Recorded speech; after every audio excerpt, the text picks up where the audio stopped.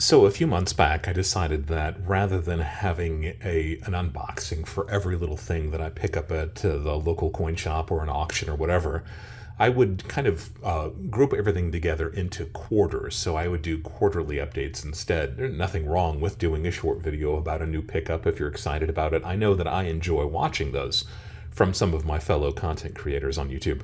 But for me, I just kind of figured, some of these pieces just aren't worth shooting an entire video for. So let's kind of glom them all together into a quarterly update.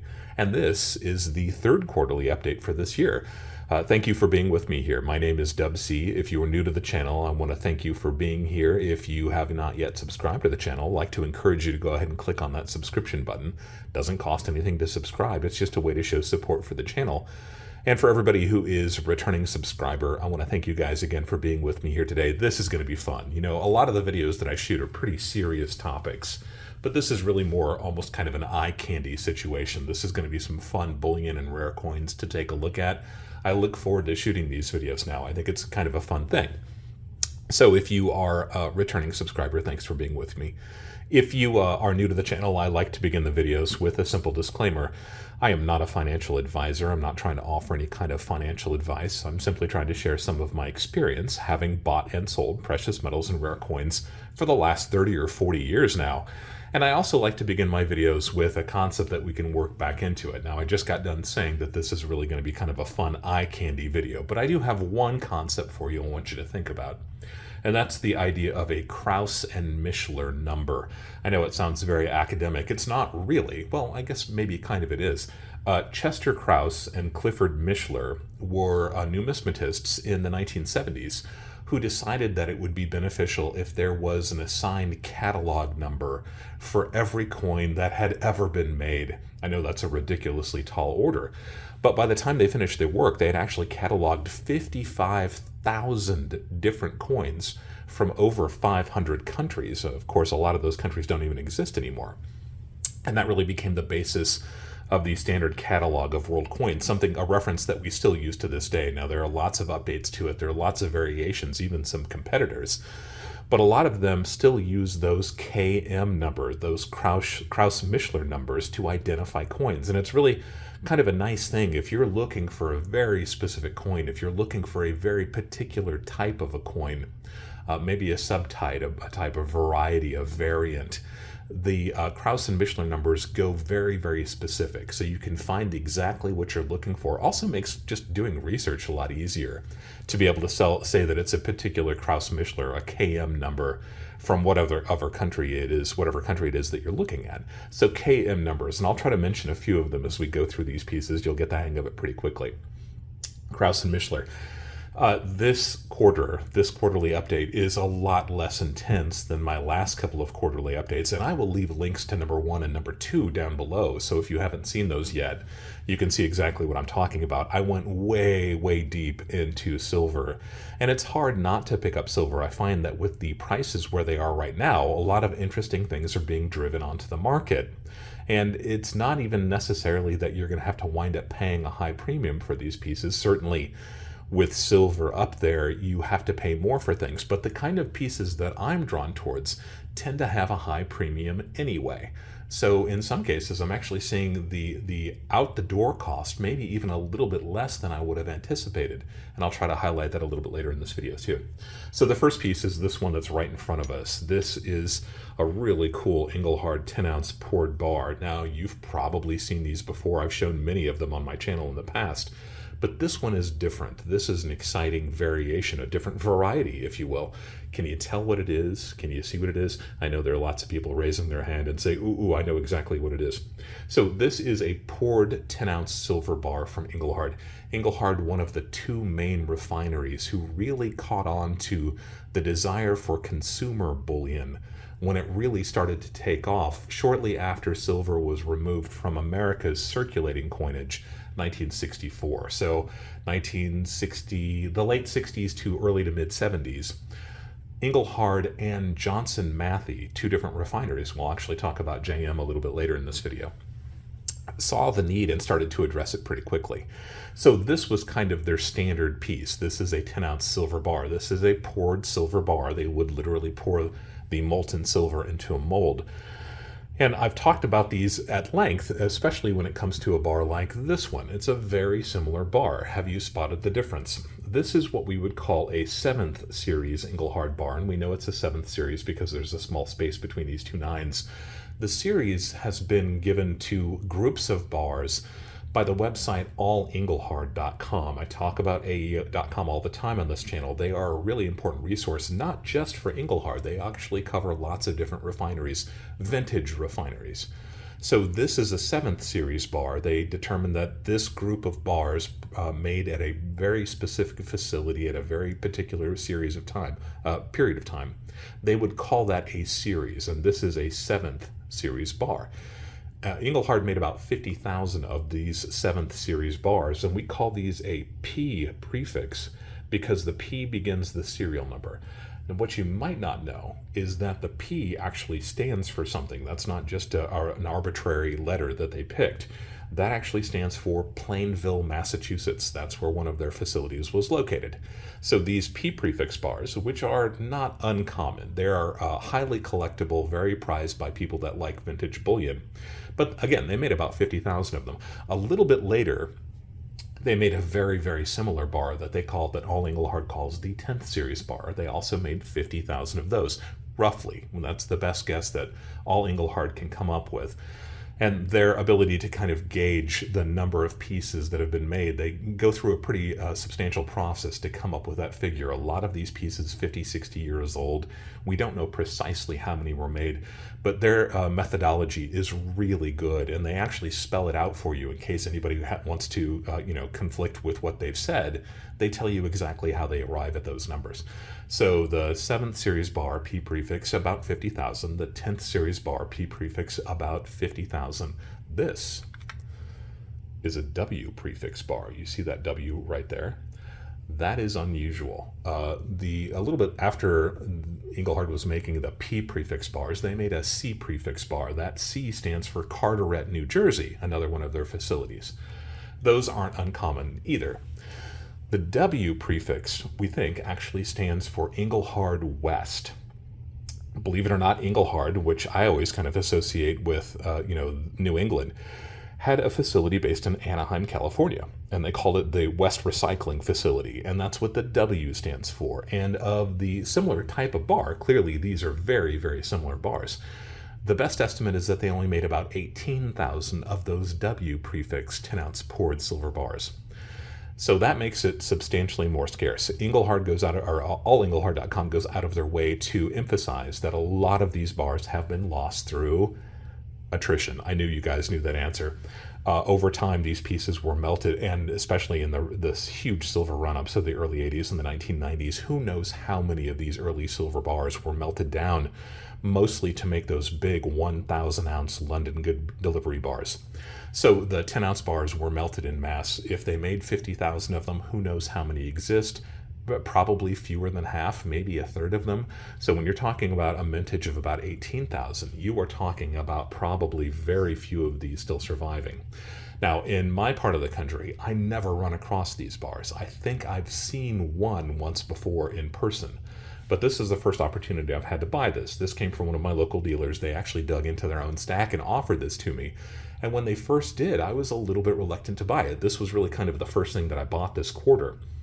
And that was because you can see the surfaces here have these deep, deep striations across them. We compare that with this P prefix bar, which is relatively smooth on the surface, and you can see just how rough that surface is. Now, I don't have a lot of experience with these, so my first inclination was that somebody had taken a wire brush to that to clean it up, and that turned me off. But it was just interesting enough, the fact that it was a W prefix. I went ahead and shelled out the money, left the store with it, and then, according to allengelhard.com, they actually say, quote, the production process changed from grinding excess weight from edges to removing from the obverse. We believe this was exclusive to the Anaheim recycling facility. So in other words, when they had originally minted these, they had ground off a little bit of excess from the back and the sides. And you can see the back and the sides of this have not been ground. Those are the original kind of cooling bubbles from when the silver was poured into the mold. That front has definitely been ground. But if you're really looking carefully, you can see that all of this information has been stamped into the bar after the bar had been ground off. So this is actually as made. They were supposed to look like this. This is what the West facility did, and I don't believe either the Plainview or the Carteret facilities ever did anything close to that. So it's really kind of almost a unique production method to that West Anaheim recycling facility. Kind of a neat thing. Super glad I picked it up, even though I felt at the time that I was taking a little bit of a gamble with it. Now I'm really, really stoked to have it in my stack. Like I said, I think it's the first W. Engelhard bar that I've had. I know some of you more serious Engelhard collectors out there probably have stacks of them, but everybody has to start somewhere, right? So this is a neat piece to have picked up. That's number one from this grouping. The next one, we're actually going to go way back in time to 1849. We're looking at this piece. This is an 1849 French 5 francs piece. So France at the time was part of the Latin Monetary Union. That is a group of countries that got together to standardize their silver and gold coins, same size, same weight, same purity. Design and language definitely kept the same, across from whatever country was producing them. But the weights and the measures and everything else became standardized. So this was a standard crown from this period of time. A crown is just kind of the generic term for the largest silver circulating coin from whatever country produced it. And I made a really cool video about crowns. I'll leave a link to that down below too if you haven't seen it. In fact, there was one of these in it. This is a kind of unusual 2-year series from France. 5 francs, and its Krauss and Mishler number is 756.1. We got to throw in a KM number. And that way you can research it if you want to. But what's interesting about this piece, a 2-year mintage, there was actually a second French Revolution that occurred in 1848, 1849. They call it the February Revolution, where the king of France had been this guy. His name is Louis Philippe.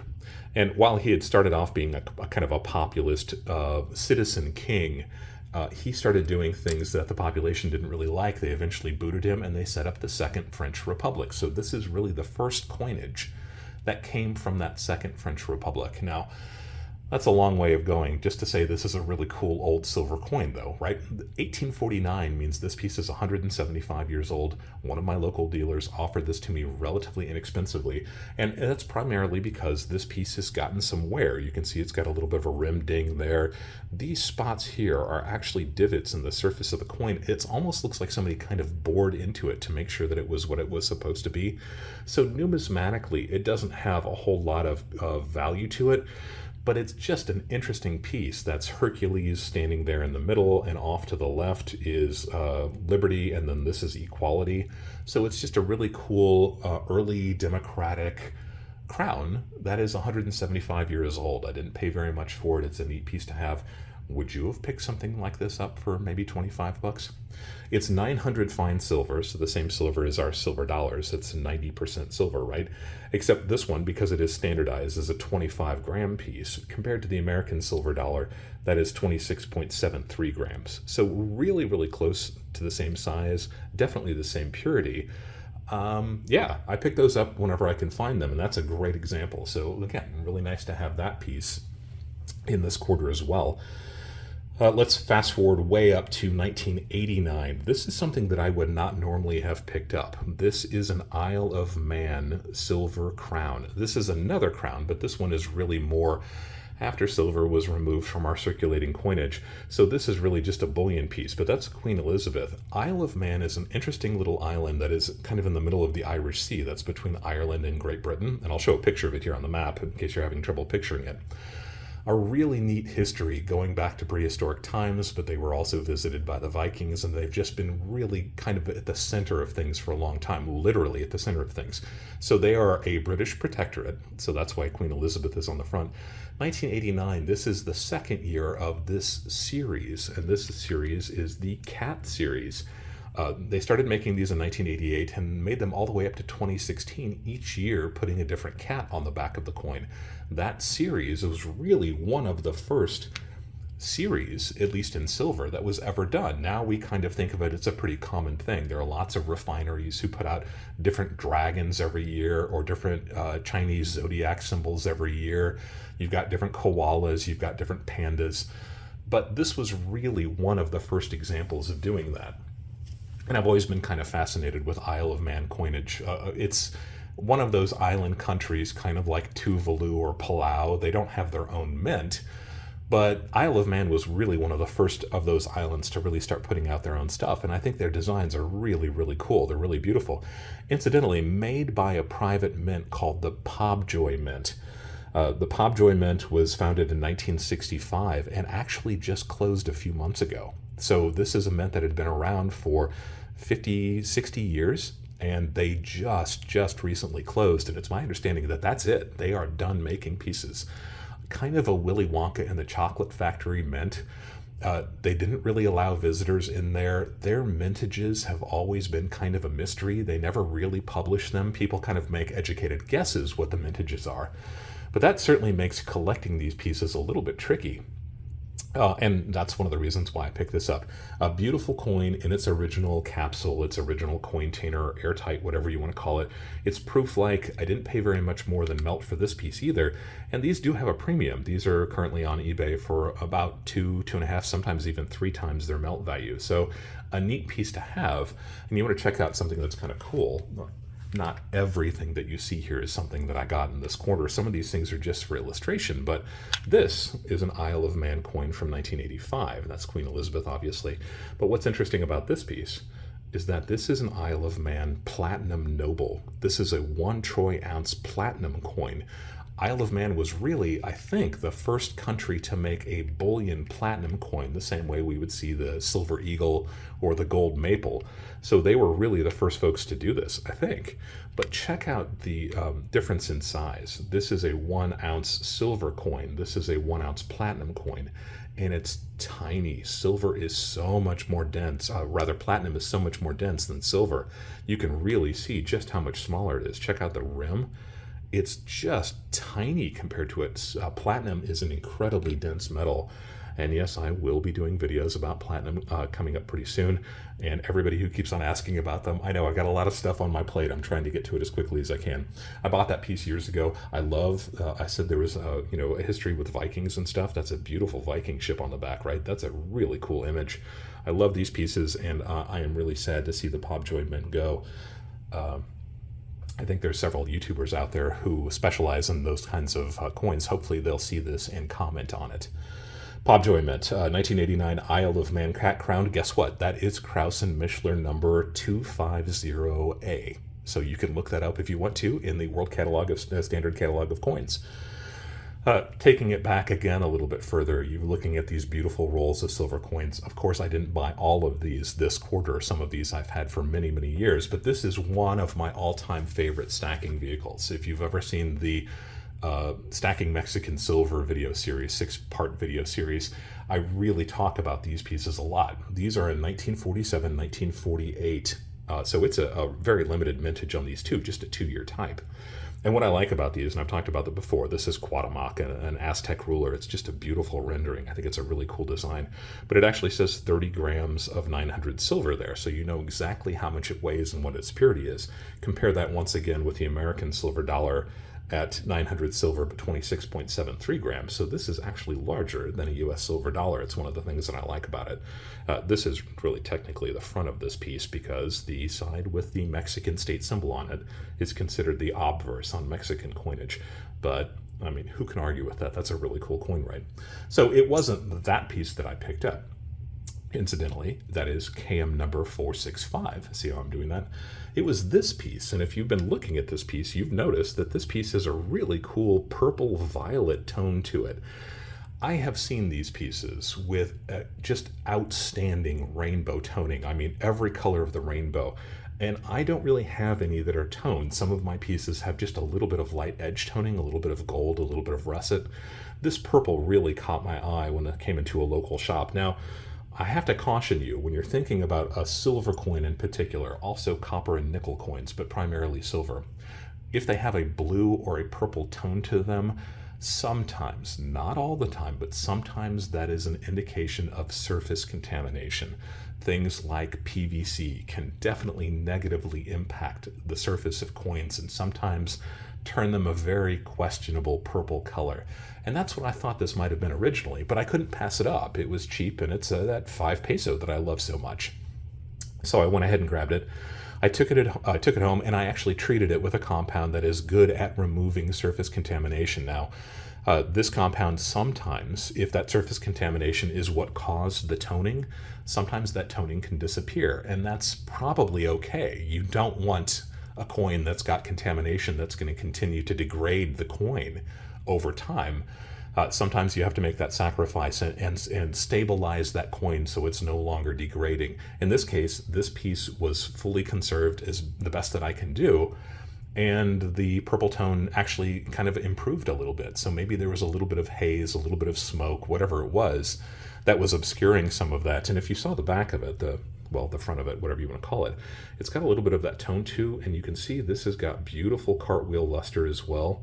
So that tone just kind of floats over the top. That's what we look for when it comes to toning. A word of advice, if you like toned coins, and if you're going for something that has just outstanding, just really impressive toning, I strongly suggest that you get those pieces already slabbed by a reputable third-party grader. That would be PCGS, NGC, or CAC. Be very careful. There are lots of ways to artificially tone a coin. I just talked about surface contamination, but there's lots of other things that you can use that will impart tone on a coin that is unnatural. And those pieces in particular are seen by a lot of collectors as just being a ruined coin, and they won't be slabbed by third-party graders in most instances.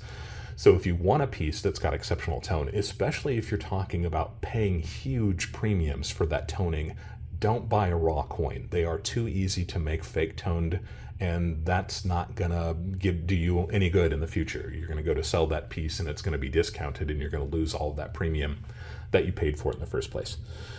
Kind of cool, I will be having a 2-part video where I talk about that conservation method depending on where you're falling in the Dub C cinematic universe. Those videos may already be out, or they may be coming very soon. Keep an eye out for them if you haven't seen them yet. It's a bit of a controversial topic, but I feel pretty confident with my technique, and it's hard to argue with the results that I've seen over the last probably almost 20 years. So keep an eye out for those videos. 2-part video coming out soon if you haven't seen it yet. Skipping back forward again. This is kind of neat. This is a privately made round. What is a round? A round is just a 1-ounce silver vehicle that is made by a private company or a person rather than a state or a country. So this doesn't have a denomination. This isn't made to be spent. This is simply 1 troy ounce of pure silver. This is an older round. This is in 1973. You've got the date there, and it's made by the the Constitution Mint. That is the USS Constitution on the front of it.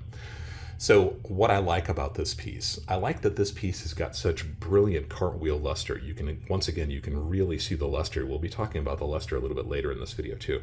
And the back, it's just explosive, right? You've got all of those different spokes coming out. We call that cartwheel.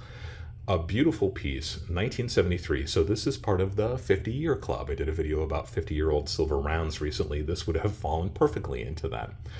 It's not a rare round. You might have some of these, you may have seen them before. You can find these on eBay really easily. They don't even have much of a premium, but I like that it's older. I like that that cartwheel luster is intact. And while we're talking about condition of coins, you can see right here and right here, little bit right here, these are the highest points on the coin, and the highest point is the first part that gets worn off when a coin goes into circulation or when it bumps up against other coins or anything else. So because of these little bumps there, these little worn spots, we would call these contact marks. It's very logical that this coin was probably in a roll with another coin that was turned over the other way, and their sails bumped into each other. That's probably what happened.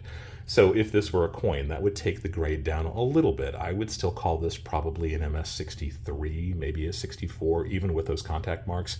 You wouldn't bother to have this graded. You wouldn't have this in a slab or anything like that. But interestingly, this doesn't get a Krauss-Mischler number because it's not a coin, but the coin website Numista does catalog some of the older silver rounds, and this is one of them. So I'll show you a picture of this listing on Numista's website, and they actually assign this piece a Numista number. So this is Numista number N21371.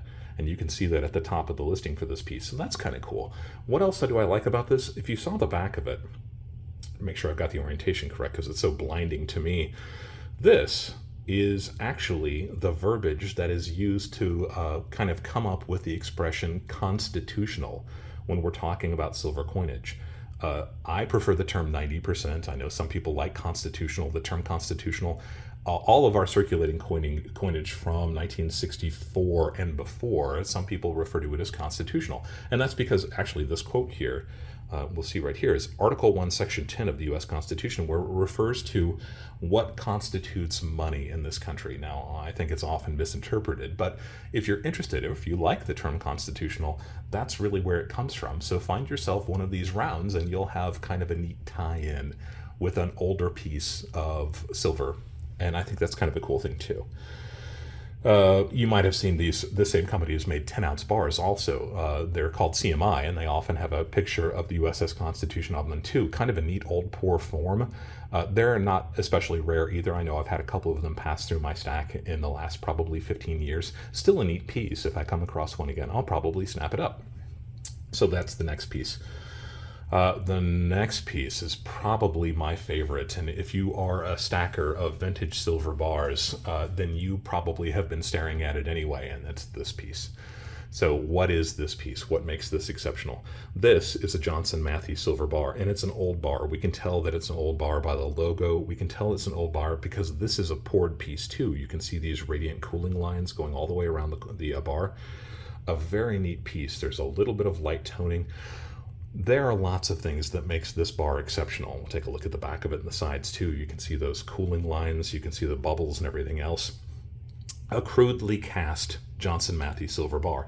Now, this is not JM's first bar of this size, and it's no surprise if you saw it there. It's actually a 20-ounce silver bar. JM has made several different varieties of silver bars. Series is once again what allengelhard.com would call those. The earliest ones don't look quite like this, but there was a series of bars over a period of time, and I'm thinking these are probably from the very late 60s, early 1970s, where they made bars that looked a lot like this, so several different types. This one, and we'll just take a quick look at some of the attributes. This is the little Canadian Assay Office mark. You can see this cartouche here. That's the purity of the bar. You'll notice that there's not a serial number on this piece. We would call that absent. There is an absent serial number on this. The 20-ounce Troy is what this says here, 20 OZTR. Very, very small stamp, and you can see it's got these really harsh lines at the top and the bottom. So all of that indicates what variety of this bar is. And if you don't care about varieties, if you don't care about vintage bars, I totally get it. But there are lots of people who do, and I include myself as one of them. What really makes this 20-ounce bar exceptional, besides the fact that it's a 20-ounce bar, and they didn't make very many of those in the first place, is that this logo, this is the Johnson Matthey JM logo. They call it a diamond mark. Sometimes these are crossed hammers. This is just kind of what JM used for many, many years on their pieces. This logo is the small logo variety of this bar. Now, I'll show a picture of a large logo variety of this bar that is, right now, it's being offered on eBay. And you'll see that the asking price for this bar is $1,750. Do a little quick math. Let's assume that silver is $30 an ounce because it's easy. 20-ounce bar, $30 an ounce, $600, right? That's how much silver is in it. These folks are asking $1,750. That's what, just about 3 times the value of the silver in that bar. But if that sounds high, take a look at this one. This is an example of the same bar that just recently sold, and it sold for $1,480. So we're not too far off, right? That's easily twice the value of the silver at $600. That would be $1,200. So what's going on here? These are scarce bars, and like I said earlier, all Engelhard goes out of their way to point out that a lot of these old bars were lost to attrition. They were just melted down and made into much bigger bars. They were lost, they were stolen, they were damaged. Not many of these were made in the first place. The large logo variety, those 2 eBay listings that you just got done looking at, all Engelhard estimates, there's that estimate again, they estimate about 250 of those were made. Just 250 pieces. That's a really small mintage, right? That's probably what some of the modern silver manufacturers like Scottsdale make in an hour. So they made 250 of these pieces, and that was 50, 60 years ago. Who knows how many of those pieces survive? Probably just a tiny fraction of them. But what's interesting about this bar is that this is the small logo variety. What does that mean? Well, according to all Engelhard, and you're looking at the listing here, Johnson Matthey made fewer than 10 of these bars.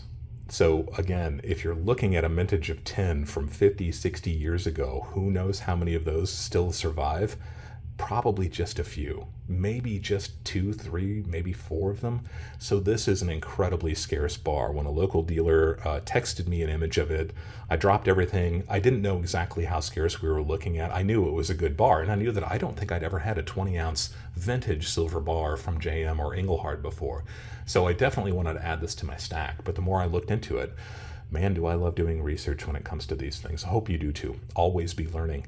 You find out that they made fewer than 10 of them, and this is one of the few survivors. That's super cool. How could you pass that up? So of all the pieces that I got from this quarter, that's definitely my favorite. It's going into the permanent collection as one of my all-time favorite pieces. I really like that piece. What else do we have? Just little bits and pieces. Like I said, I didn't want to make individual videos of some of these because some of them are kind of silly. What do we have left? At this point, we have this piece. This is kind of a silly little thing. This is a American certified bullion, a 1 gram silver bar. They still make these to this day. You can go to American Certified Bullion's website. You can find these, and I'm almost positive that I saw another one of my fellow YouTubers picked up a couple of these recently, so they're not uncommon, and they're still made to this day.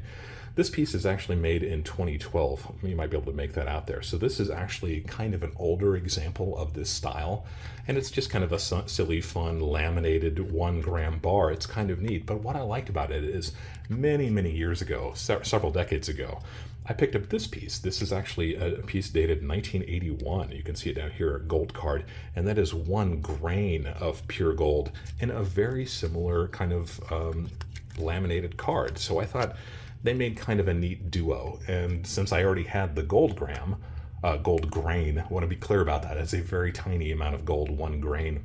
I thought the 1 gram was kind of a neat accompaniment to that piece, so that's why I picked it up.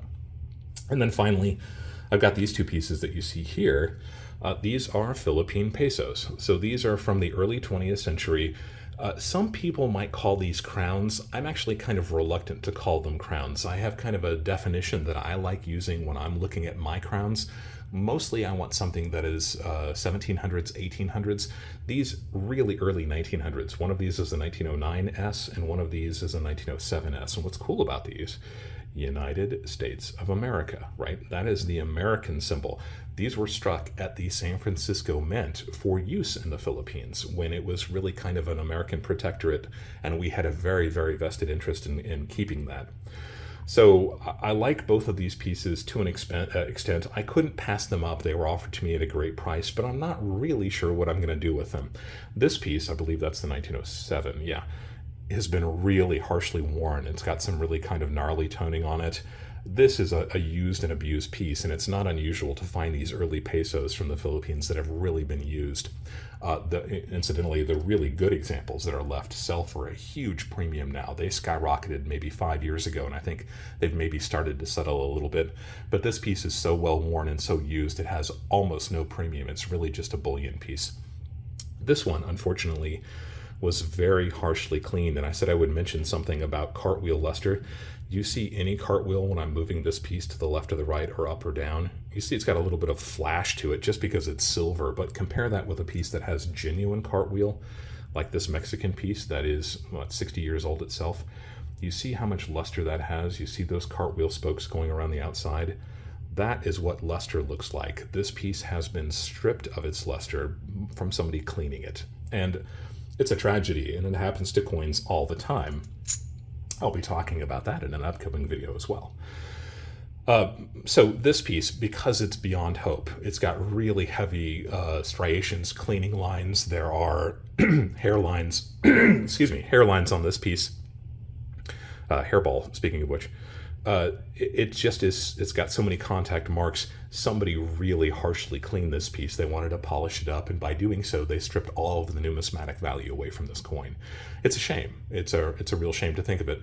But I have started to pocket piece this coin. And again, I've got a video response to a video I made many months ago where I had two other vintage silver coins that were beyond hope. They had been so heavily damaged that I had to go to kind of extreme lengths to bring them back from that amount of damage. That's why we don't clean coins. This piece suffered the same kind of a situation, and that's exactly why I've started to pocket piece this one. In fact, it just came from my pocket before I started filming today. And I'll carry it with change in my pocket, with my car keys in my pocket over the next couple of weeks, maybe, and I'll check it periodically. The idea is that the pocket, the fabric of my clothes, the change, the keys, all come into contact with this piece and very slowly give it a much more natural look. That's what it will have experienced when it was made and it was spent, going through circulation, being in somebody's pocket. A very gentle and subtle kind of wiping away of some of that wear. The difficulty there is that it does bring the condition of the coin down if you successfully pocket piece a piece. And not everything works when you try to use the pocket piece method. But if you are successful with it, you are intentionally inflicting wear on a piece, and there are ethical issues about that kind of thing too. But I think it's already starting to improve, and I will keep on trying it over time because this piece was so far gone that it was destined to be melted down. I think that's it. I think we are all the way through all of the pieces that I picked up for this quarter, this quarterly update. What do you think? What's your favorite? What do you like the best? Do you not like any of them? I totally get it. Remember, I'm not the kind of person that usually buys modern pieces, although, never say never. This piece, this 1989 piece, I would consider pretty modern, and I picked it up too. I like the JM piece. I like the Engelhard piece. Really, I like all of these. I wouldn't have bought them if I didn't. But, Dubsy does things that are kind of silly once in a while too. There's no value to something like that. I just thought it was kind of fun and goofy. That's a fun thing to talk about on a YouTube video. Let me know what your favorite is down below, and I encourage you to look through the other posts down below, the other comments down below, so you can kind of see what everybody else's temperature is, what they liked about these, what they didn't like about it. I think that's kind of a neat thing that the community can share opinions like that. Keep it civil. If you have questions about any of these pieces, by all means leave that question down below too. If you have suggestions for ideas of videos or video series you'd like to see me make, go ahead and leave that suggestion down below. And if I've got the examples and the expertise and the knowledge, I'll go ahead and shoot a video and I'll give you a big shout out for it. If you haven't subscribed to the channel, please go ahead and click on that subscription button. Love to have you be part of this community. And as always, thank you for allowing me to be a part of your journey as we go deeper into the world of coins and physical precious metals.